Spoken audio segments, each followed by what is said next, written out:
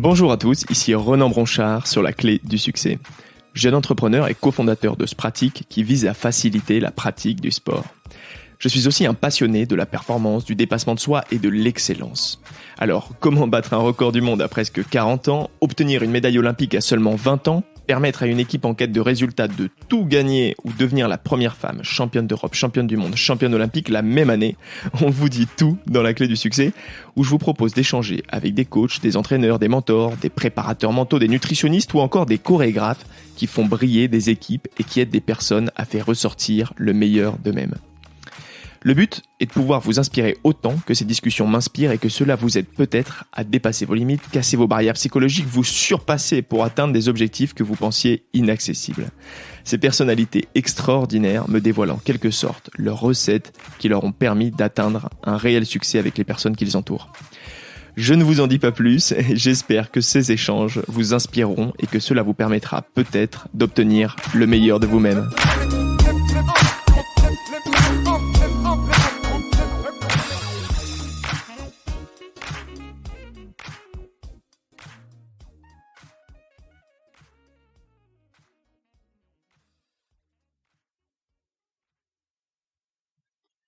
Merci à tous d'être ici pour ce nouvel épisode de la clé du succès. Dans cet épisode, j'ai eu le plaisir d'accueillir Franck Chambély, un grand nom du judo français, d'abord athlète de haut niveau avec un palmarès formidable. Il est maintenant connu pour être l'homme qui entraîne, soutient, accompagne et coach la montagne du judo français, Teddy Riner. Franck commence le judo très tôt et dès son plus jeune âge, alors qu'une belle carrière de judoka est devant lui, la passion de l'enseignement est déjà là. Il rencontre Teddy Riner quand il est encore très jeune, cadet à 14 ans. Et pour Franck, le rôle d'entraîneur, sélectionneur, c'est plus qu'un coach sportif, ça va jusqu'au rôle d'éducateur. Vous verrez, on sent que sa passion pour le judo et l'enseignement est omniprésente. J'aurais pu rester des heures à parler de cette discipline si captivante que j'ai pratiqué plus de 10 ans le judo. Alors dans cet épisode, Franck me parlera de son premier souvenir de sa victoire en tant qu'entraîneur. Les anecdotes, les dessous d'une compétition internationale. D'ailleurs, j'ai appris beaucoup de choses de ce qu'il se passe en dehors des tatamis juste avant un combat. Il me dévoilera aussi comment on détecte un athlète jeune afin de reconnaître son potentiel, comme ça a été le cas avec Teddy Riner. On parlera de ses apprentissages en tant qu'entraîneur au plus haut niveau, les concessions d'un athlète, la stratégie pour amener un athlète de 14 ans à gagner des titres et des médailles d'or quelques années plus tard. Enfin, Franck nous livre ses précieux conseils pour nous permettre de nous dépasser et d'aller au bout de nos rêves. J'en ai déjà trop dit, alors je laisse place à cette discussion très inspirante avec Franck Chambély. Bonjour Franck, bienvenue sur le podcast. Bonjour. Merci beaucoup d'avoir accepté mon invitation. Si tu es d'accord, je vais commencer par te présenter brièvement pour mettre les auditeurs dans le contexte. Franck Chambély, les jeunes générations te connaissent beaucoup pour ton rôle d'entraîneur de Teddy Riner ou encore responsable du staff de l'équipe de France masculine. Mais avant cela, il ne faut pas oublier que tu as été champion du monde par équipe, champion de France, plusieurs fois médaillé au championnat d'Europe, vainqueur du tournoi de Paris. Donc un palmarès qui en fait rêver plus d'un, en commençant par moi, bien entendu. Et c'est en 2001 que tu es nommé chargé de mission auprès des jeunes judokas de l'INSEP. Et là, tout s'enchaîne. Tu es d'abord conseiller de Teddy, car à l'époque, c'est Benoît Campargue qui est référent du judoka, puis coach particulier, et entre-temps, tu es même nommé à la tête de l'équipe de France masculine de judo en 2016. Alors tu as une passion commune avec Teddy Riner en dehors du judo, ce sont les voitures de sport, d'après ce que j'ai lu. Mais j'imagine qu'il doit y avoir autre chose pour établir une relation durable comme la tienne avec Teddy Riner qui dure depuis plus de 15 ans. Alors j'ai une première question. Qu'est-ce qui fait que cette relation dure depuis aussi longtemps et comment garder cette relation de confiance toujours au top? Alors effectivement, à travers ce que vous avez cité, toutes les choses sont vraies. Et en ce qui concerne la relation avec Teddy, elle date depuis qu'il est cadet. Okay. Voilà, on a grandi ensemble à travers notre parcours, lui son parcours de sportif de haut niveau et à la fois le mien en tant qu'entraîneur. Donc sur les différentes périodes de ma vie, chez les adjoints des juniors, des responsables des juniors, ensuite des moins de 23 ans, puis des seniors, et ce qui a fait que au-delà du parcours commun qu'on a à travers l'entraînement, c'est vraiment un feeling, on est un peu sur la même longueur d'onde, sur le dépassement de soi, sur l'entrée de se faire mal à l'entraînement. Moi, je m'inscrivais dans ce cas de figure quand j'étais athlète, et donc j'ai retrouvé ça chez lui. Et je pense qu'il a retrouvé ça aussi chez moi, et puis on a toujours eu une petite relation un peu particulière, ce qui va au-delà de l'entraînement aussi. Oui, et puis tu l'as connu très jeune. Du coup, tu l'as suivi au-delà, comme tu dis, tu as suivi toutes les étapes des judokas, donc tu l'as suivi en fait finalement sur toutes les tranches d'âge finalement. C'est ça, ouais. Je l'ai vu, on l'a détecté au Chemin de France cadet, et depuis les cadets, j'ai l'impression de l'avoir su, enfin, ne pas lâcher, un petit break à un moment donné quand Benoît Campargue a pris la relève pour 2012, sur la période 2009-2012, mais sur l'entraînement, je l'ai pas lâché. Par contre, au niveau des compétitions, du coaching, oui. Tout ça, oui, effectivement, c'est Benoît qui avait repris la main. Et là, mais on a toujours, je suis venu au jeu, j'étais dans la salle d'échauffement. T'étais toujours là pour lui, présent quand il fallait. Voilà, il y avait toujours ma présence aux côtés de lui, et c'était une demande de sa part aussi. Et puis, voilà, donc ce feeling, il a toujours été là, et il est toujours là. Ok.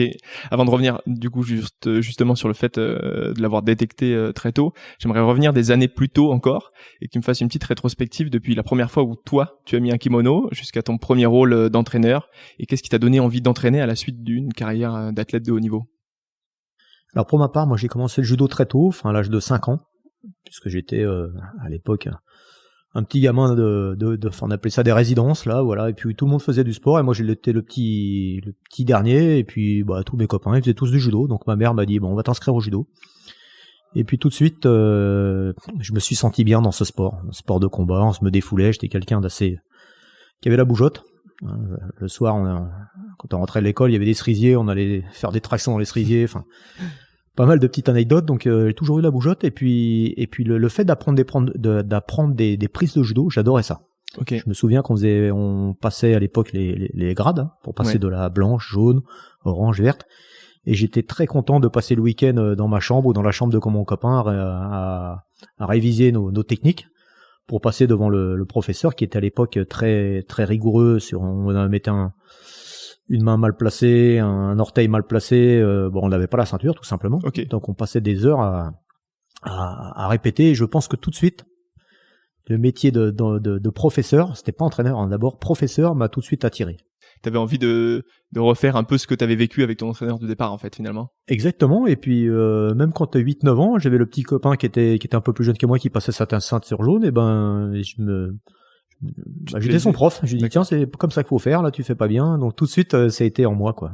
Super. Ok, et alors donc du coup des années plus tard, comment se passe ta première rencontre avec Teddy chez les cadets justement quand tu l'as détecté assez tôt? Comment elle se passe ta première rencontre? Alors c'est lors d'un championnat de France où Teddy était cadet, et on le voit, donc on m'avait dit attention, on a un gabarit assez extraordinaire. Après je le vois, oui effectivement, c'est un beau gabarit. Bon. Sur le judo, on voit bien qu'il est assez coordonné, mais sans plus. Et puis, en faisant les sélections avec Benoît Campargue, qui était le responsable des juniors à l'époque, on se dit, tiens, le cadet, là, on va le mettre au tournoi de France junior. D'accord. On va le sélectionner au tournoi de France junior. Et je lui dis, oui, de toute façon, on n'a pas 150 lourds non plus. Il a sa place. Et puis, le niveau est un peu élevé, mais tant pis, on le met. Il était déjà à l'INSEP Non, il n'était pas à l'INSEP. Il était en pôle espoir à Rouen. Ok, d'accord. On le sélectionne pour le tournoi de France junior. Donc, il fait le tournoi. Le niveau était très fort, donc il passe en haut de tour, mais il perd, donc il est pas sur le podium. Et puis après il y a un stage, le stage du Tour de France. Et là, j'ai commencé à le découvrir, aller vers lui, on a discuté. Qu'est-ce que tu veux faire l'année prochaine? Voilà, donc on va intégrer l'INSEP. Et puis on a bien discuté, on a vu les parents, on a vu. Voilà, à l'époque, le directeur, enfin pas le directeur du haut niveau, mais le responsable des seniors, c'était Stéphane Traîneau, l'actuel directeur du haut niveau. Et on s'est dit, les bancos, on le prend, même si c'est un peu tôt, il était KD1, on le prend. Parce que normalement, c'est quel âge l'entrée de En principe, la rentrée à l'INSEP, c'est junior. C'est junior, c'était à l'époque, avec le décalage, c'est 17-18 ans. Il y avait vraiment des exceptions comme Cyril Marais. Mm-hmm. Hervé Fichot à l'époque, et d'accord. Teddy une année encore plus tôt. Voilà, Teddy c'est vraiment le plus jeune rentré à l'INSEP en KD1. Ok. Et il n'y avait pas une différence d'âge quand il est arrivé ici, il n'y avait pas un décalage ou? Non, parce que à partir du moment où il est rentré à l'INSEP, il savait ce qu'il voulait tout de suite. Teddy, il a pas perdu de temps, d'ailleurs, ça s'est vu à travers ses résultats, mais il a pas perdu de temps sur le profil d'athlète qui voulait réussir, qui voulait mettre sa tête sur le mur en tant que champion. Oui. Et donc des recadrages d'adolescents à côté. Ouais. On les a à côté de l'INSEP, mais sur le tapis, non. Justement, c'était voilà, il fallait même faire attention, plutôt le freiner parce que à cet âge-là, si on se blesse, eh ben voilà, au début on l'a fait rentrer trop tôt, il est blessé, du coup il fait une opération. Donc on a vraiment pris notre temps de manière à le mettre dans des bonnes conditions pour qu'il puisse bien s'intégrer. Et il y avait les études aussi, à pas faire les études. Et je sais que ses parents étaient très à cheval là-dessus et on faisait des réunions régulières pour les réconforter parce qu'ils étaient un peu inquiets et d'un point de vue sportif, scolaire et aussi sa vie d'adolescent. Hein. Ouais, complètement. Donc il fallait bien gérer tout ça et je pense qu'avec Benoît, c'est ce qu'on a réussi à faire avec Teddy. Le rôle d'entraîneur là à ce moment-là, tu dois être aussi méticuleux sur les études, pas que sur le sport et sur la vie aussi extérieure. C'est aussi ton rôle. Oui, ouais, c'est un rôle bien sûr. Le métier d'entraîneur, il est pas, concernant des jeunes populations, il est vraiment, il va au-delà de l'entraîneur. On a aussi un éducateur. Éducateur, ça veut dire que, on éduque. Hein, il faut, quand Teddy va pas en cours, moi je le savais tout de suite. Je le convoquais. Dans le bureau, t'as pas été en cours là. Il y avait la responsable des études qui, non là c'est pas bien. Là, les mauvaises notes, comme des parents, hein, c'est pas normal. Les parents étaient au courant. À l'époque, c'était Paulette Fouillet qui gérait ça très bien avec nous, avec le directeur de l'INSEP. Hein.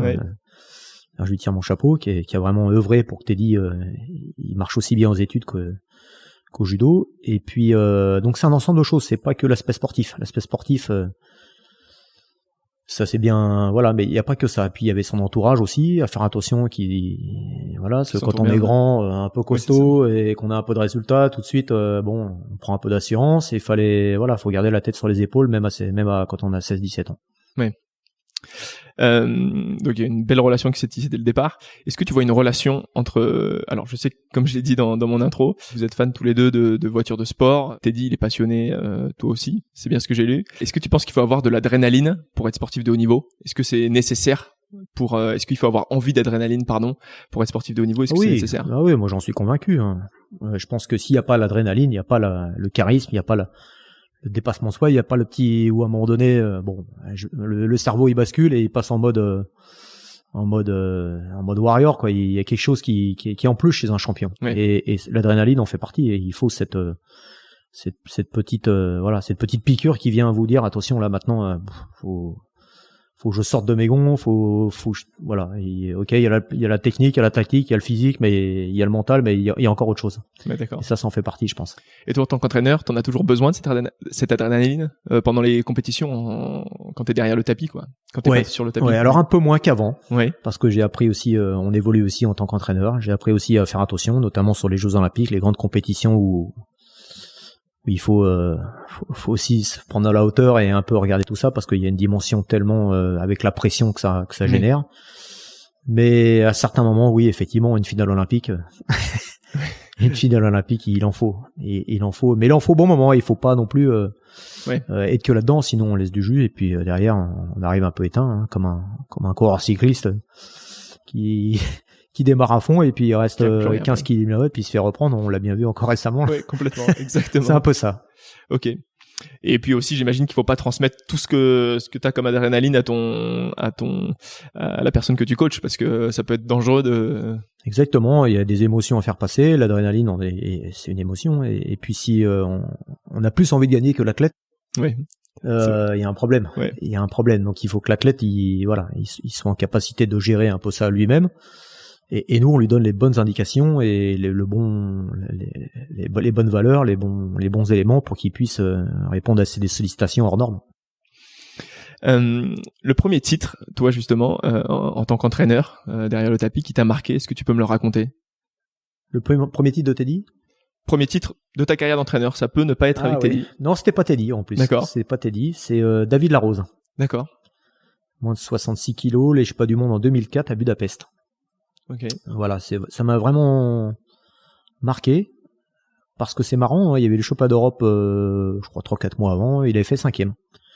Et on se posait la question, je peux le dire aujourd'hui, on se posait la question, il fait chier David, 5e, il est en place de 3, il s'est pas battu, qu'est-ce qu'on fait, les Championnats du monde, est-ce qu'il mérite pas? Moi je dis c'est quelqu'un de talentueux sur une compétition, et là il est passé un peu à côté, mais il est pas loin non plus. Et quand je dis il est pas loin, ça peut être, il fait 5e, mais il peut être premier. D'accord. Et sur des jeunes comme ça, c'est dommage de se passer de ça, d'un talent comme il est exceptionnel et des qualités d'exception.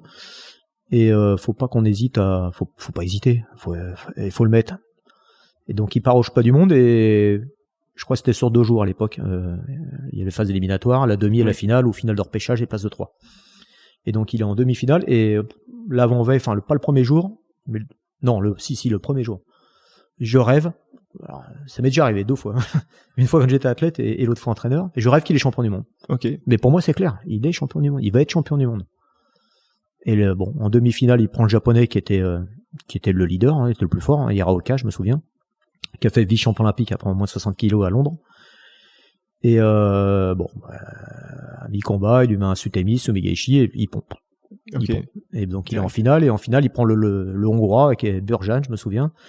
Et il est dominé tout le combat et il met les ponts sur le gong. Il y avait encore un Sumegeshi, avec ses qualités qu'il a, et il l'arrache de face. Il pond sur le gong. Mais j'étais pas inquiet. Je savais qu'il allait gagner. Il y a des fois, on est sûr, même quand on est athlète, et cette compétition, c'est pas pourquoi on va la gagner. Tu l'as su avant, c'est ton rêve prémonitoire qui t'a dit il va le gagner. Il va gagner et il sera champion du monde. Justement, j'aimerais revenir sur le fait où tu me dis, est-ce qu'on l'emmène, est-ce qu'il mérite d'aller au championnat du monde ou pas? Vous êtes combien? Comment ça se choisit ça, et vous êtes combien à choisir qui va y aller, qui ne va pas y aller? D'abord, on essaie de se réunir avec les entraîneurs un peu de tapis, pas de terrain mais de tapis, et on voit les capacités, la progression, l'écoute. Donc on se réunit, et après lors d'un comité de sélection où là il y a un peu plus de monde avec le président du comité de sélection, le DTN, souvent le président aussi. Et puis voilà, ça discute et puis on se met d'accord ou pas, ou des fois c'est la main levée, sur la sélection ou non-sélection d'un athlète. Mais ça se fait, donc, il y a un côté, ces points qu'il doit avoir, j'imagine, en compétition sur l'année, quand même, pour... Ouais, alors à l'époque, il n'y avait pas de points. Ah, il n'y avait pas de points. Donc c'était vraiment c'est où il y avait lui ou personne ou personne. D'accord. En 60 kilos, il y avait un leader, c'était le leader des championnats d'Europe. On le reconduisait sur le championnat du monde.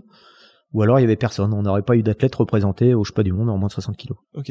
Et maintenant vous avez les deux, vous devez voir avec les points qui gagnent bien sûr en compétition internationale, mais aussi vous avez quand même toujours ce rôle pour dire... Voilà, maintenant on a la composante quand même de dire, effectivement il y a une ranking list, il est dans la ranking list, mais il y en a 2 peut-être, il y a 2 Français. On prend le 8e, on prend le 3e, on prend le 17e. Ça, c'est à l'appréciation, on n'est pas obligé de mettre le 8e. C'est à l'appréciation du comité de sélection. Ah oui, je savais pas du tout. Je pensais vraiment que c'était au résultat et que c'était une grille. Et non. Ils ont fait tant de tournois. Il y en a un qui a tant de points, l'autre tant de points. Ils sont tous les 2 sélectionnés, par exemple, aux Jeux Olympiques. Et après, on peut prendre le mieux classé ou le moins bien classé, forcément. Qui l'a battu qui, et sur quelle compétition, est-ce qu'ils se sont pris entre eux. Ça va être vraiment ton appréciation, en fait. Voilà, l'appréciation des entraîneurs sélectionneurs, parce qu'on est entraîneur sélectionneur. Du coup, avant de revenir sur ton métier de tous les jours, donc vraiment ton rôle d'entraîneur et en quoi il consiste, je voudrais revenir sur un moment clé dans ta carrière, j'imagine, mais aussi celle de Teddy Riner. C'est son 2e titre au JO à Rio en 2016. Alors tout le monde est sûr qu'il va gagner en avance ce titre, mais est-ce que c'est si facile? Est-ce que tu peux me raconter cet événement? Évidemment qu'il y a du chemin à faire. Le grand public qui voit Teddy pour une 2e fois champion olympique. Ils sont à travers un écran, ils regardent un peu l'actualité, mais ils se rendent pas compte des efforts fournis au quotidien, de l'engagement, de l'investissement, ce que ça représente aussi de gagner de nombreuses fois et réitérer cet exploit, notamment aux Jeux Olympiques, où on est surattendu, où tous les athlètes se connaissent par cœur. On a peut-être pris Arasawa sur la finale olympique, il l'a pris 2 fois dans l'année. Silva, c'est sa 4e fois qu'il le prenait. Il y a l'Israélien qu'il a pris aussi avant, qu'il a toujours battu, mais ça s'est resserré. Effectivement, la veille, on se dit, bah oui, il y va pour gagner. Et en plus, Teddy, j'ai envie de dire, avec la pression qu'il a, les porte-drapeaux, il est presque condamné à gagner. Il est condamné, et je l'ai compris très tôt, ça. Oui, c'est vrai qu'il est porte-drapeau cette année. Je l'ai compris très tôt qu'il était condamné à gagner et que s'il gagnait pas, c'était une catastrophe. Donc il y a toute cette pression que lui doit supporter, que nous on doit assumer, et en même temps, faut lâcher du lest un peu, qui puisse s'entraîner correctement et qui donne le meilleur de soi-même sans avoir cette pression au quotidien. Donc c'est très très compliqué, et c'est pour ça que c'est peut-être plus dur de se remettre dans la peau d'un outsider et plutôt dans la peau d'un quelqu'un qui va défendre son titre en fin de compte. Il faut pas aller le défendre, il faut aller le reconquérir, le titre. Oui. Et ça, dans l'entraînement, c'est sur des choses sur lesquelles je peux m'appuyer aussi. D'accord. Justement, tu t'appuies sur les précédentes compétitions, tu t'appuies sur les derniers JO, tu t'appuies sur quoi pour le préparer le jour du titre? Alors on s'appuie sur ses victoires bien sûr, parce que ce qui fait ses points forts, c'est quand même sa qualité de judoka, son physique. Son physique, c'est aussi être fort physiquement, être endurant, être explosif, avoir cette qualité de coordination, mais aussi son poids aujourd'hui. Son poids, les années passent, on l'a bien vu qu'il a tendance à prendre du poids, donc c'est vraiment son hygiène de vie. Donc l'hygiène de vie fait partie vraiment de la performance concernant Teddy, donc le poids, et puis son entourage aussi, parce qu'aujourd'hui c'est un homme public, c'est un homme d'affaires aussi, hein. Il fait aussi des affaires, plein de choses à côté, plein de choses à côté avec de nombreux contrats de sponsoring qu'il doit honorer, ce qui est normal et ce qui est bien pour un judoka, oui. Ce qui est très bien. Mais il y a un moment donné, il faut remettre des priorités. Et quand on remet des priorités, faut faire des vrais choix. Et c'est la difficulté aussi. Des concessions sur des choses aussi. Voilà, des concessions. Quand on va décrocher un contrat avec beaucoup d'argent à la clé, oui, c'est plus confortable que de se mettre sur le tapis, en tâté ou se mettre une séance de cardio où on va être en lactique ou voilà, humainement. Et puis on prend de l'âge, 30 ans, on a un deuxième enfant. Il y a beaucoup de choses qui viennent, qui vient dans l'entourage de Teddy, sur lequel on dit voilà, le gars il est 10 fois champion du monde, une fois champion olympique. Bon, non, il faut y être 2 fois, et puis là on part pour une 3e fois, donc c'est à chaque fois et puis bon, on prend de l'âge. Donc en tant qu'entraîneur, c'est chaque Olympiade est différente. Oui. Et d'ailleurs, vous parlez pour une 4e Olympiade, bon, même si c'est trop tôt pour en parler, ou pas du tout, vous en parlez pas encore du tout? C'est prévu, mais bon, chaque chose en son temps. Là, avec ce qu'on vit en ce moment, c'était décalé. Oui.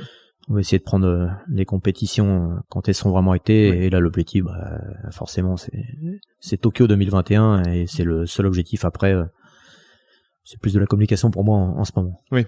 Dans l'antre du judo d'ailleurs, à Tokyo, ça va être un grand moment. Donc au jour le jour, qu'est-ce que tu fais toi? À quoi ressemble ta journée? Quel est ton rôle au jour le jour, toi? Alors mon rôle, moi avant tout, je suis entraîneur de l'équipe de France olympique.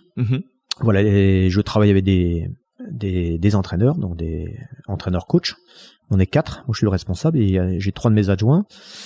Et le but, c'est d'aller chercher des médailles avec tous ces athlètes-là, dont fait partie Teddy. Mais Teddy, il y a Teddy et un peu les autres. Teddy, il est quand même assez à part puisqu'il a un palmarès et il a un fonctionnement qui est un peu à part aussi, où on l'a extrait un peu du groupe parce que ici, malheureusement, sur le tapis, c'est peut-être pas assez fort en termes d'opposition. Alors, je travaille avec des gens de confiance et j'arrive à manager un peu mes entraîneurs sur lesquels chacun a une responsabilité vis-à-vis des catégories de poids. Je prends un exemple, j'ai un entraîneur, il va s'occuper des 260 kilos.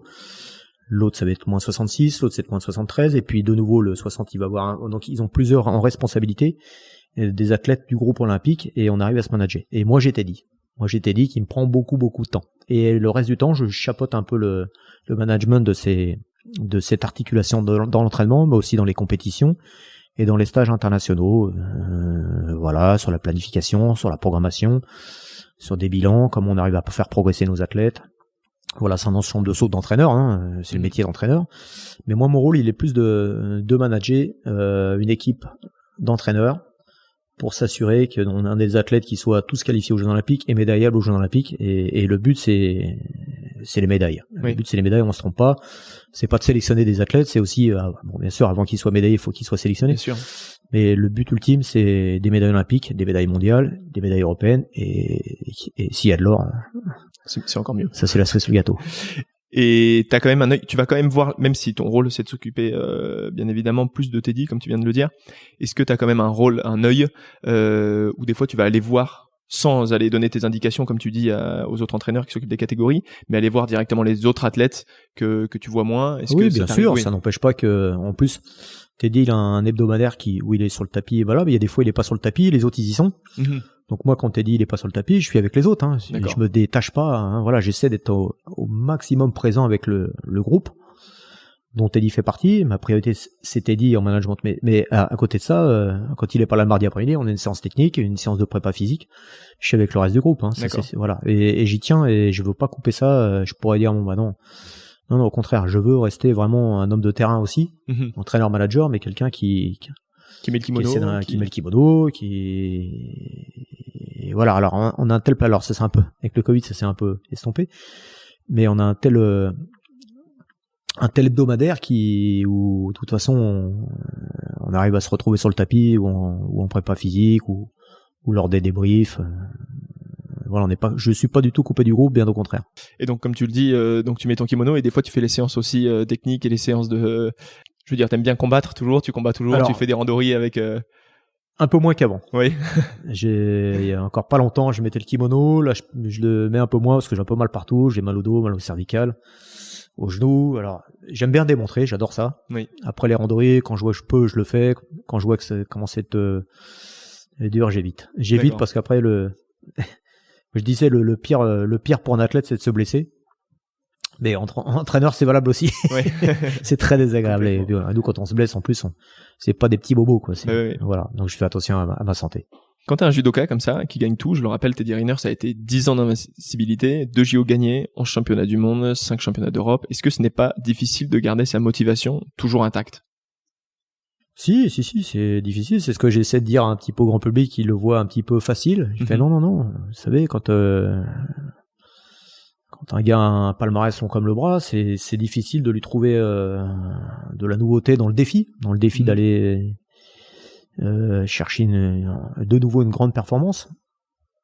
Alors c'est du quotidien, mais des fois faut pas qu'on se répète, parce que si on se répète, ça a plus de saveur, ça a plus de, enfin on l'entend moins. Et concernant Teddy, en plus, il aime bien ça, voilà, ça je l'ai déjà fait hier. J'ai fait ouais, mais je sais que tu l'as déjà fait, mais la répétition, c'est ce qui te fait aussi gagner. Donc il y a pas que de la répétition, il y a aussi un peu de ludique, un peu de je m'amuse, tout ça. Mais bon, quand j'entends dire souvent faut se faire plaisir, moi c'est quelque chose. Oui, on se fait plaisir à travers l'entraînement, mais l'entraînement il peut être aussi pas que amusant. Oui. Hein, c'est intense. Quand tu te fais plaisir, tu peux te faire plaisir en te faisant mal. Oui. Voilà. Quand je regarde un peu le tennis, tout ça, c'est pour ça quand je compare à d'autres sports, c'est quelque chose moi j'ai du mal à entendre. Oui, effectivement, je me fais plaisir à travers l'activité judo.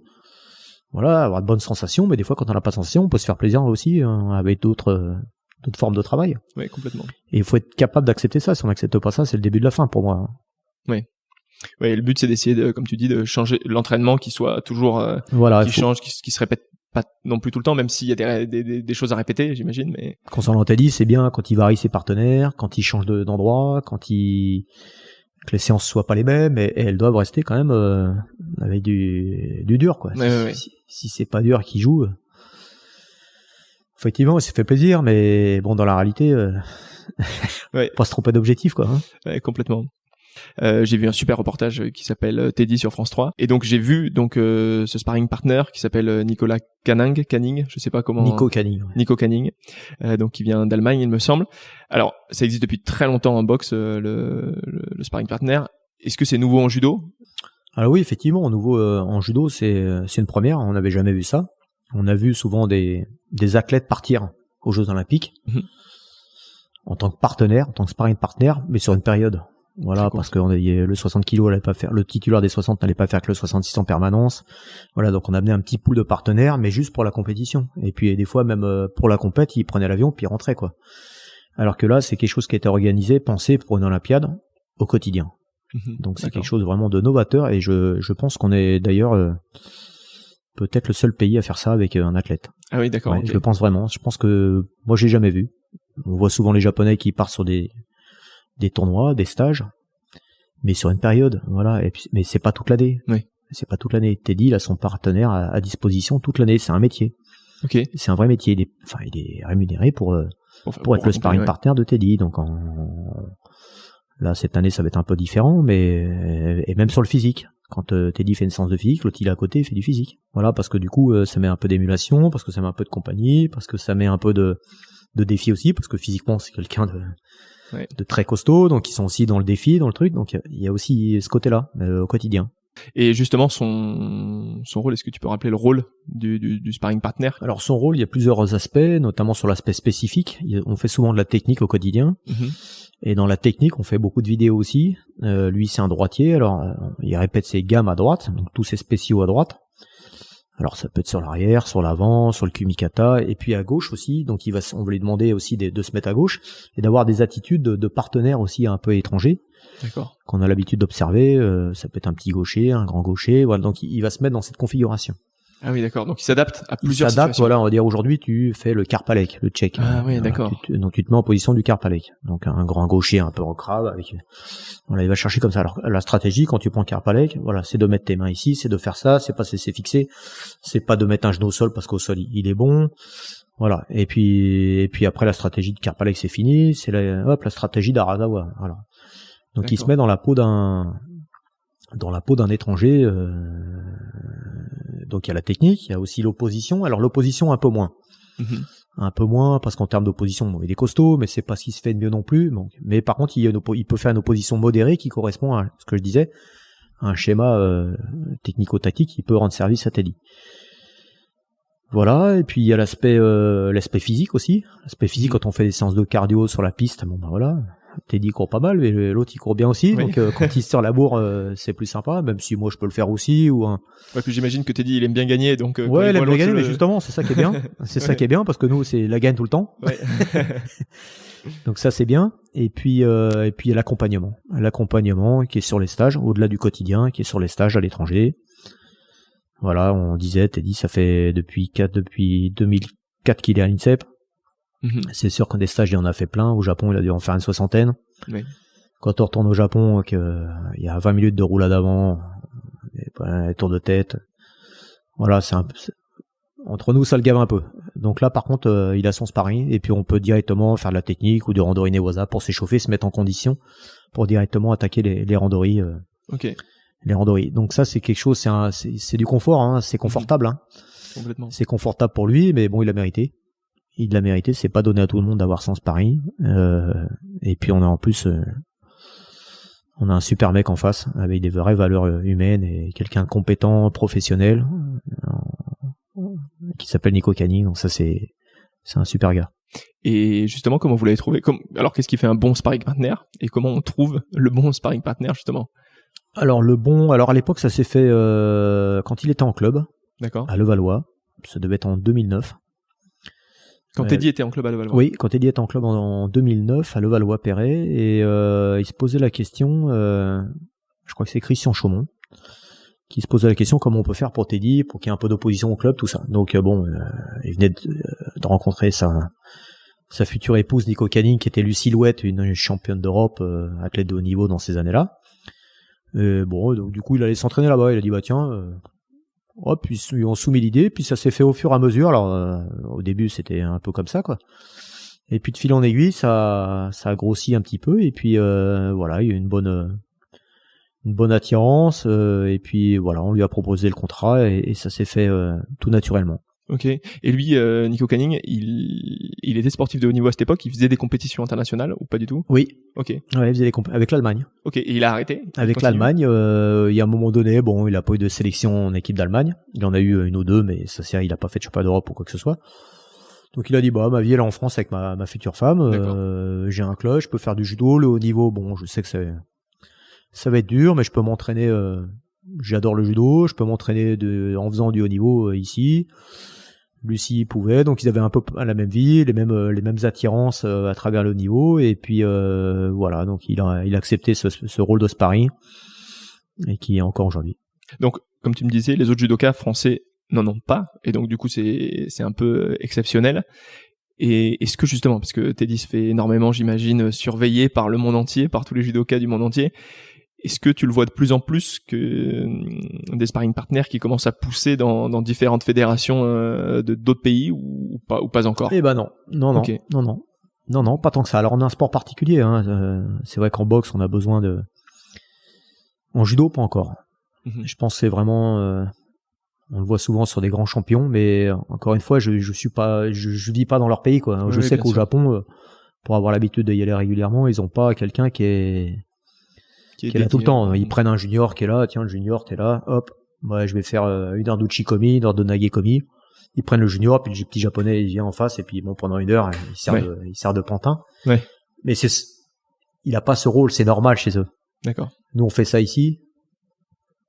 Le gamin il arrête oui, il arrête complètement. Voilà. C'est pas le but pour lui. En Géorgie ils ont pas besoin de ça. En Russie pareil. Donc ils ont des sparring partenaires vraiment sur des manifestations, sur des compétitions officielles, souvent championnat d'Europe, enfin championnat continental, le mondial et puis les Jeux olympiques. Et puis c'est tout, ça s'arrête là. Teddy, c'est vraiment ce que je disais, c'est un vrai métier, quoi. Ouais. C'est du quotidien. Le mec, il se lève le matin, il sait qu'il va donner son corps, il va donner son ouais. Pour la performance de Teddy. Ah, c'est hyper intéressant. Du coup, comme en parlant de stratégie, là tu parlais d'autres pays, et alors je pense que il y a dans d'autres pays où il y a d'autres sports de combat qui se rapprochent, alors qui sont pas du tout pareils, mais qui se rapprochent du judo. Est-ce que en France aussi, tu vas voir avec les athlètes d'autres sports de combat qui sont complémentaires, ou même d'autres sports qui ne sont pas du combat et qui vont être complémentaires pour l'entraînement? Alors pour les sports de combat, non. Pas forcément. D'accord. Il y a un moment donné, je me suis posé la question avec la lutte. Okay. On a toujours une bonne relation avec la lutte. La lutte était en face, elle y est toujours. Donc c'est facile pour nous de traverser et les inviter et de faire avoir des contacts réguliers avec eux. Mais l'arbitrage a changé chez nous. On va plus aux jambes. Oui, c'est vrai. Donc là, ça réduit tout de suite le champ d'action. Et puis pour les sports de contact, sports de combat, oui, avec la boxe, mais j'ai envie de dire, on l'a élargi à plusieurs sports. Parce que c'est ce que je disais tout à l'heure, Teddy, il a besoin d'un peu de renouveau et des fois de poser le kimono après une Olympiade, aller faire autre chose, de la boxe. Oui. Voilà, aller faire du vélo, aller faire de la natation. Donc on a 5-6 sports, faire du tennis, du volley, du badminton, d'accord. Sur lequel on s'est vachement appuyé, notamment après une reprise. Pour le remettre un peu en condition et qui justement là pour le coup c'est pas du judo, qui prennent un peu l'haltéro, qui prennent un peu plus de plaisir à travers d'autres activités qui sont un petit peu plus ludiques, jouer au tennis, badminton, la boxe un peu moins ludique, mais oui. Pour lui ça le reste quand même. Ouais, on a fait beaucoup ça. Du coup, je reviens un peu en arrière avant de m'arrêter sur ça. Quand tu vois un athlète de 14 ans qui est très bon, quelle est la stratégie pour l'amener au plus haut niveau sans qu'il brûle ses ailes en quelque sorte? Est-ce qu'il y a d'ailleurs une stratégie? Est-ce que le but à 14 ans, tu me l'as dit un petit peu, c'est d'avoir des titres olympiques quand même, ici à l'INSEP. Quelle est la stratégie le premier jour quand vous voyez un athlète de 14 ans? Est-ce que vous avez déjà une stratégie qui est préparée sur 10 ans? Bon, pendant 10 ans, on va le préparer et à 25 ans, ça va être le top mondial. Alors avec l'expérience, la stratégie aujourd'hui, moi je l'ai, c'est vraiment quand on a des athlètes un peu qu'on recense, je veux dire c'est l'œil du maquignon de l'entraîneur, qu'on décèle des capacités techniques, physiques, mentales. Il faut faire attention de pas brûler les ailes de l'athlète, de vraiment prendre son temps à le construire, oui. Et ne pas hésiter à prendre son temps, ce qui développe des qualités techniques de base, mais physiques aussi, et mentales en principe. Il l'a, mais après ça vient avec ça vient un petit peu plus tard. Mais oui, la stratégie, c'est vraiment de dire voilà, aujourd'hui il a tel niveau, on va l'amener à tel niveau, mais il faut pas oublier que l'horizon lointain, c'est les Jeux Olympiques et la médaille d'or olympique. Et dans la construction, Teddy, il était précurseur parce qu'il était champion du monde à 18 ans, donc. Mais c'est pas forcément, voilà. Moi je dis, aujourd'hui, il vaut mieux prendre son temps de bien le construire, qu'au début, peut-être qu'il n'y a pas de résultat, tout ça, mais on sait que dans la construction, ça, au bout du compte, ça va payer. Maintenant, il y a autre chose qui me fait penser que le judo c'est beaucoup accéléré et ça va de plus en plus vite. C'est-à-dire que le champion qui était champion à 26-27 ans, aujourd'hui, oui. Dans les statistiques, hein, mais les statistiques, elles restent quand même ce qu'elles sont, notamment dans les catégories un peu plus lourdes. Ils sont plus champions ils peuvent être champions à 22-23 ans, donc il n'y a pas de temps à perdre, quoi, aussi. Donc, c'est aussi quelque chose qu'il faut bien gérer. Comment tu l'expliques d'ailleurs que, en termes de statistiques, les champions sont plus jeunes maintenant? Alors le judo s'est accéléré par le règlement. Hein. Par le règlement, il faut plus s'attaquer, il faut plus s'engager. Si on est un peu sur l'attente, on prend des shido, oui. et on perd rapidement. Mais c'est une bonne chose parce que on a voulu que le judo soit un peu plus spectaculaire, un peu plus puisse se vendre un peu sur le télévisuel. Donc c'est un peu le cas, mais c'est tant mieux pour nous parce que ça devient un sport où on est vu à la télé et un peu de plus en plus. C'est un sport amateur, mais on s'entraîne comme des professionnels. Et donc tout ça s'est accéléré et aussi le judo mondial s'est accéléré. Parce que les petits pays on avait 5-6 petits pays avant, aujourd'hui il y en a plus. Les petits pays aussi, il y a un circuit 2 tournois, avec des rankings, peut-être qu'ils ont pas 6-7 gars forts, mais le peu qu'ils ont, 1 ou 2, ils sortent toute l'année. Et au final, quand on fait le tour des médailles olympiques, il y a une Kosovarde, une Colombienne, un Français, 4 Japonais, 2 Russes, un Coréen. Le tableau des médailles, et donc le judo s'est internationalisé, et du coup tout s'est accéléré, et ça va beaucoup plus vite. Aujourd'hui, on prend un Belge au premier tour, un Espagnol. En 60 kilos, vous prenez le Belge, il a battu notre Français. Le petit Garrigos, il a déjà battu notre Français. Oui. Le petit Équatorien, il est fort. Il y a pas de petits pays, il y a très peu de petits pays. L'Indien, il est fort. Alors pas dans toutes les catégories, mais ça révèle quand même un niveau mondial qui est exceptionnel, avec une densité de pays qui sont là pour aller chercher un titre. Oui. Donc il faut s'adapter. Donc champion à 26 ans, pourquoi pas. Oui. Mais dans la stratégie, il peut être champion à 22 ans. Donc faut aussi, et il y en a qui le sont. Donc pourquoi pas nous, pourquoi aussi. Mais voilà.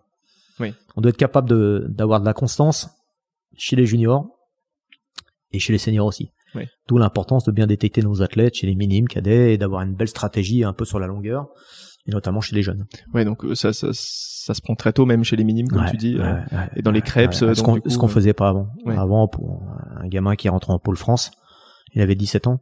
D'accord. Il sortait des cadets, bon, hop, puis on le prenait en junior. Aujourd'hui, dès les pôles espoirs, même chez les minimes, faut commencer à avoir l'œil dessus et déjà les formater sur une démarche de haut niveau et commencer à la repérer lui. Oui.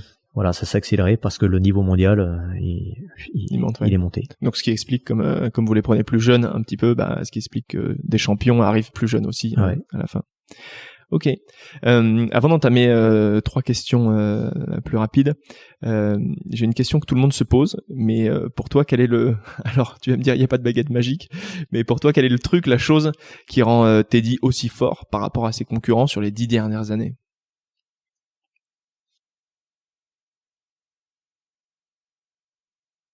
Ce qui le rend plus fort, il y a beaucoup de choses, mais moi je pense que c'est vraiment son ambition. C'est l'ambition qu'il a de devenir le plus fort, le seul au monde. Il y a que ça c'est vraiment quelque chose qui est en lui, et à partir du moment où il s'est dit ça, bon, il y aura des temps un peu plus, mais après il est vraiment dans quelque chose qui peut quand il va se rappeler de ça, il peut dire non, là j'ai mon ambition, je peux pas me trahir. J'ai dit ça, je peux pas me trahir. Donc après, il se met dans les dispositions et il fait abnégation d'un peu de tout ce qu'il y a autour pour pouvoir se donner les moyens. D'accord. Mais vraiment, son ambition, c'est quelque chose qui me parle, moi. Donc finalement, tu vas dire que c'est plus dans la tête, finalement, que ça se joue pour lui que finalement sur le physique. Ouais, aujourd'hui, alors après, plus aujourd'hui. À l'époque, c'était, bien sûr, il y avait l'ambition, mais l'ambition, elle était là, mais il y avait quand même de l'insouciance, tout ça. Aujourd'hui, son ambition, elle est évidente pour le 3e titre olympique. Mais après, il faut mettre les actes en face. Oui. Alors qu'avant, l'ambition était un peu moins forte. Oui. Parce qu'il disait, tiens, il y a beaucoup ça va être dur, hein. Je vais quand même bien le faire, hein. Mais, les actes étaient là. Oui. Les actes étaient là, sans compter. Aujourd'hui, l'ambition, il y a un truc. Il sait c'est sûr, c'est certain. Et puis, mais après, dans les actes au quotidien, c'est ça aussi, ça qu'il faut retrouver un peu le Teddy Teddy qui avait, quand il avait 18 ans, qui était capable de crever sur le tapis tous les jours, quoi. Ouais. Je suis un peu vulgaire, mais c'est un peu ça. Ok. Et je vais entamer 3 questions un peu plus rapides. Bon, rapide ou pas, hein, tu réponds dans le temps que tu veux. Mais que je pose à toutes les personnes que j'ai sur le podcast. Alors j'ai une question pratique. Avant de monter sur le tatami pour le dernier combat, celui du titre olympique, quels sont les mots que tu dis à Teddy? C'est souvent, là, si demain il y avait une finale olympique, je dis qu'il a la chanson de Goldman, hein. Va au bout de tes rêves, hein. Okay. Va au bout de tes rêves, t'as fait tout ce qu'il fallait, là c'est à portée de main aujourd'hui. Il reste un combat. Mais c'est tellement évident, c'est tellement des choses basiques, c'est tellement des choses qui, mais, et puis à travers l'histoire, qu'on a pu, peut-être que ça se termine là aussi. Donc faut que ça se termine bien, faut que la fin elle soit bien, mais au-delà de ça, vraiment, on parlait d'ambition. Si demain il est en finale olympique, il y aura une stratégie dans le combat, mais au-delà de ça, l'ambition et le fait de c'est un sport de combat, hein, de prendre l'ascendant sur l'autre, c'est vachement important. Oui. Et quand on a une finale mondiale, ou qui plus est encore une finale olympique, ça peut être altéré à travers l'émotion, et là, faut quand même rassurer. Il faut plus rassurer. Ça dépend qui en a en face. Il y en a, on va les piquer un petit peu sur l'orgueil, tout ça. T'es dit, il y a pas besoin de le piquer sur l'orgueil. Par contre, le rassurer, dans lui dire, voilà, écoute, tout ce qu'il fallait, maintenant tu y es, il reste 5 minutes, et puis après, tu décroches la lune. Et par contre, bien, voilà, démarrer le combat comme ci, comme ça, avec un schéma technico-tactique. D'accord. Mais moi, c'est plus, voilà, le fait de le rassurer, de le mettre dans les bonnes conditions, et puis après, les gars, il les connaît, tout ça, mais c'est plus ça aujourd'hui. D'accord. Juste avant le combat, donc. Juste avant le combat, ouais. Juste avant le combat, on est dans la chambre d'appel. Des fois, on reste très longtemps dans la chambre d'appel, 20 minutes. Hein. Ah oui, d'accord, ouais. Que tous les deux. 20 minutes. Alors, on est deux, et si c'est le japonais, son coach, et puis nous deux. 20 minutes, c'est long. Ouais. C'est long. Hein. Les deux sont ensemble à côté quand. Ouais. Alors j'essaie. Excuse-moi, je vais un peu plus loin, mais les deux sont à côté dans la même pièce. Ouais. Les deux... c'est une petite pièce. Hein, voilà, fait un peu ça là. Et puis vous êtes 4. Ah ouais. Il y a le superviseur qui va vous appeler. Puis vous avez. Il peut y avoir Teddy et moi. Et puis toi et ton coach, ouais. et ton athlète. Et puis on attend. Donc on a le temps de se regarder. Ça joue là aussi. Hein. Des fois il y a beaucoup d'intimidation. Hein. Teddy, je sais que quand il était jeune. Voilà, mais aujourd'hui, il peut se permettre de regarder comme ça. Là, on voit si l'autre il baisse les yeux. Ah oui, ça peut arriver bon qu'il y ait de l'intimidation. oui, c'est bon signe. Hein. Ça joue donc avant le combat. Des fois ça joue dans la chambre d'appel. Hein, sur vraiment le fait que voilà, psychologiquement, on est un peu en dedans, quoi. Ouais. Alors, on a envie d'être une petite fourmi et. Moi j'ai plein d'anecdotes sur les chambres d'appel comme ça. C'est marrant parce que ça s'est joué dans la chambre d'appel. Alors raconte. Bah il y a une fois j'ai vu une finale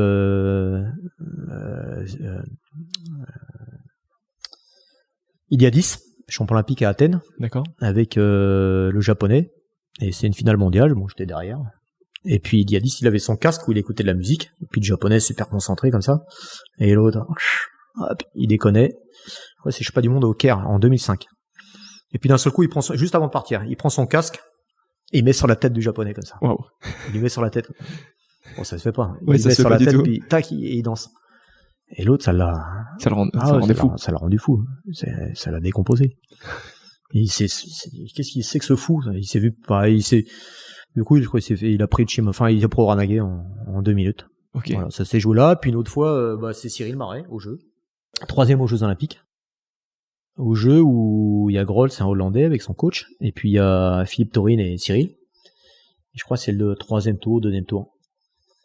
Et puis Groll, c'est comme c'est hollandais, c'est des Vikings, ils sont un peu voilà, ils regardent comme ça, et puis d'un seul coup, donc il passe devant Cyril, c'est une bonne patte, c'est quelqu'un très humain et tout ça. Et donc il passe normalement il y a l'athlète puis son coach. Le coach qui est derrière. Et puis donc ils sont appelés, les Hollandais, et là il passe devant Philippe Taurine. D'accord. Il se met devant Philippe Taurine, il fait un plus grand que moi. Il passe avec un petit coup d'épaule. Non, il passe, mais il se met devant. Mais l'autre, il fait 110 kilos, il fait quasiment 1m95. Philippe Taurine, il fait 1m75, voilà. Et il se met comme ça. Droit, fort. Et Cyril, il se retourne. Et il voit pas son coach. Il voit, mais l'autre, il avait pas le droit de se mettre là. Il aurait dû se mettre dans son rang. Et il l'a fait exprès pour intimider un peu le coach, ou voilà. Et Cyril s'est retourné, il fait, mais qu'est-ce qu'il fait? Il fait, Philippe Taurine, il lui dit, bah, calme-toi, tout ça, mais, je vais le dézinguer. Et, bon, il aurait fait ça à Cyril aura rien dit. Oui. Mais là, il l'a fait comme si c'était quelqu'un de sa famille, et ça, il a pas supporté. Oui. Et c'est ce qui l'a fait aussi basculer, enfin, voilà, il est sorti de ses gonds, et il a gagné ce combat, alors qu'il, sur le papier, il perdait quasiment 2 fois sur 3 sur ce gars-là. Et là, il a bien, ça l'a rendu fou. Finale en 2013 avec Silva au Brésil. Donc là, on avait un peu de temps à la chambre d'appel, ils avaient mis des chaises, donc Teddy s'assied. Moi je suis à côté, il y a Silva à côté avec son... Et puis, ils se relèvent tous les deux comme ça en même temps. Donc ils se regardent un petit peu, parce que ça commence à être long. Hop. Ils se relèvent tous les deux, et puis Teddy regarde Silva, mais ça dure, 3 secondes. Puis Teddy, il le lâche pas, quoi, et l'autre... Il lâche pas du regard, ouais. Et l'autre, il a baissé le regard. Ah, c'est marrant. On a vraiment envie d'être là chaque fois. Justement, en parlant de Teddy, Alors, et toi, ta routine avant un combat, est-ce que t'en as une? Je parlais de routine parce que hier, j'étais en train de parler, tu dois sûrement connaître, avec Anaëlle Malherbe, qui est préparatrice mentale à l'INSEP. Elle me parlait de routine, donc des sportifs de haut niveau. Est-ce que t'en as une, toi? Est-ce que t'es dit en as une avant un combat ou avant le matin d'une compétition, par exemple? Ouais, mais forcément, il y a des routines qui sont installées depuis des années. Et c'est tout le temps un peu les mêmes, hein. Tout le temps un peu les mêmes. On aime bien avoir ces petits repères qui sont rassurants parce que quand on a ça, alors en plus quand ça se passe bien concernant Teddy, c'est rassurant d'avoir on part avec le même staff, on a un peu les mêmes habitudes, on prend le bus. Il se pose, il met ses sacs, il sort ses trucs, hop, il met son truc, il sait qu'il va aller s'échauffer, il va faire l'échauffement, il est un peu programmé. Ça dépend des compétitions, mais en général sur les grandes compétitions, il est quand même assez clair, assez timé. Et puis derrière on refait un point sur les premiers combats parce que moi j'aime pas trop me projeter dans la compétition, même si on sait qu'à lui il est dans le tableau, je peux le prendre en demi, l'autre c'est en finale. Non, moi je suis pas trop là-dedans, je suis plutôt même si on connaît tout le monde, le premier tour c'est lui, après on voit. D'accord. Combat après combat. Combat après combat, on sait que le deuxième ça peut être lui, oui forcément, mais on est vraiment, puis si on a le temps, on revient assez rapidement pour regarder parce que après on est dans les coursives, il faut revenir pour regarder le combat qui est après, donc forcément il prend le vainqueur donc on fait l'effort de revenir plus tôt, alors quand il y a des interviews c'est un peu chiant, mais des routines avant, pendant et même après, et même après. C'est-à-dire après. Bah après, Teddy là c'est carré, il aime bien que son sac, je sais qu'après les compétitions il est souvent pris par des interviews, tout ça. Donc son sac doit être bien rangé, ses kimonos pliés, tac, son truc, hop, c'est son père qui prend son sac, son accréditation parce qu'il y a le contrôle. Voilà, c'est pas le bordel, putain, j'ai fait de mon passeport, il est où mon passeport, mes kimonos. Oui. Que ce soit pas le bordel pour lui. Bon, je connais plein d'athlètes, ils s'en foutent un peu et puis derrière, j'ai gagné, mais j'ai perdu mon kimono, c'est un kimono, c'est pas un vélo, mais c'est important pour lui, ouais. Mais même après, c'est pour ça que je dis après, il est assez, mais je trouve ça bien parce que je suis aussi comme ça aussi. Oui. J'aime bien être ordonné là par rapport à ça et alors si c'est pas lui qui le fait, il s'assure toujours que ça soit quelqu'un qui ait la délicatesse de le faire et que ce soit bien géré. Ok. Et enfin, j'ai une dernière question. Quel conseil tu donnerais à une personne qui vient te voir et qui souhaite se dépasser, repousser ses limites et qui rêve de l'impossible? Quelqu'un qui aimerait de croire en soi tout simplement, vraiment de croire en soi parce que on a beau avoir un entourage derrière avec des entraîneurs, des préparateurs physiques, se donner les moyens d'y croire et quand on croit en soi même si on va pas au bout, au moins on n'est pas déçu.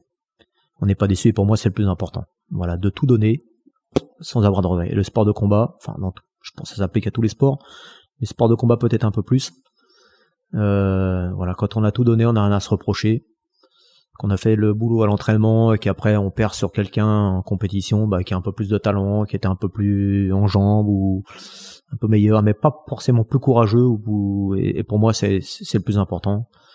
De croire en soi et après se donner les moyens d'aller au bout de ses rêves, aller au bout de la médaille, quoi. Voilà. Ok, super inspirant. Merci Franck, c'est passé hyper vite pour ma part. Merci beaucoup pour cette discussion et puis je te souhaite à toi, à Teddy et puis à toute l'équipe de France de judo d'avoir plein d'or, plein de médailles mais surtout de l'or pour les prochains championnats du monde, championnats olympiques surtout. Et à très bientôt.